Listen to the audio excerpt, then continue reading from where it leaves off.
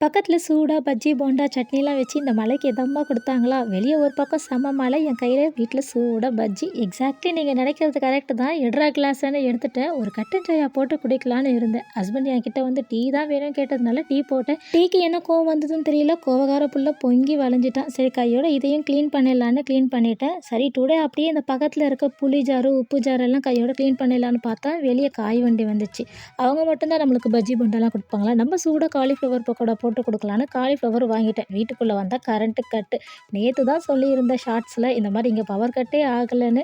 ஆனா நேத்து அடிச்ச காத்துக்கும், மழைக்கும் பவர் கட் ஆகுறது தான் வந்து கரெக்ட்டான விஷயம். அதனால பவர் கட் ஆனதுமே இந்த மாரி விளக்குல தண்ணி ஊத்துனா எரியிற விளக்கு ஒண்ணு வச்சிருந்தேன். அது உண்மையா சொல்லப்போனா இந்த மழைக்கு ரொம்பவே யூஸ்ஃபுல்லா இருந்துச்சு. என்னதான் மொபைல்ல ஃபிளாஷ் லைட் அடிச்சாலும், இந்த கரண்ட் போனதும் மெழுகுவர்த்தி பத்த வைக்கும்போது செம்ம ஃபீலுங்க வேற லெவல்ல இருந்துச்சு. நைட்டு கரண்ட் வந்துச்சு. திருப்தியா சாப்பிட்டுட்டு சூப்பர் படம் பார்த்துட்டு இருந்தோம். நாங்க என்ன படம் பார்த்தோன்றத நீங்க கமெண்ட்ல சொல்லுங்க.